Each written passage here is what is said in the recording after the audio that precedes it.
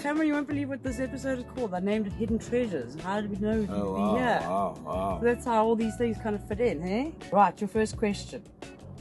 What's the best cannabis-friendly place nobody knows that you've come across? I think the most cannabis-friendly place I've ever been to would have to be, there's a place in Cape Town called Cape Electric. I think it's Cape Electric, which is a beautiful restaurant of organic food and stuff. And they are, in their fridges, you'd be able to find some cool cannabis products. The other one is on top of Ponte Towers. Yeah, I think floor 51 is a 420 friendly pub and or cafe where you can stand on top of the world and watch the sunset over Johannesburg. That's the other one.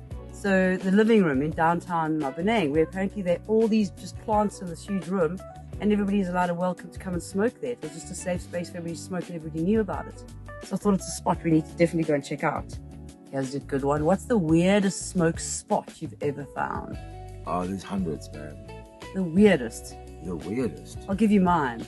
Where? But I smoked there years and years ago, which is the place, it's near Lanseria, it's on the road. It's this whole house that's built for mosaics, and it looks like a giant pig. And it's almost like in the middle of nowhere in Lanseria. It's like just off the beaten track. The other one would be Ronnie's Oh, so, Cafe. yeah, Ronnie's sex shop in Cape Town, that's which a is cool one. turned into this mind-blowing story just because somebody painted the word sex on the side of his building. If you could leave clues for future travelers, what would they be?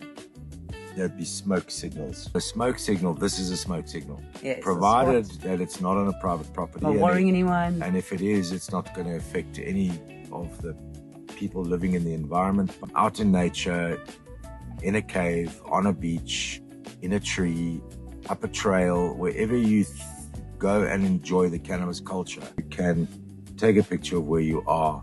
So I would pick up my phone, take a picture, and I'd say, this is the place and I had this experience, and then I would pin that on a map on the Route 420 app. But before that, I've got to create a profile, and that profile becomes the storytelling journey of who I am across the Route 420 network and where I go to enjoy the cannabis culture.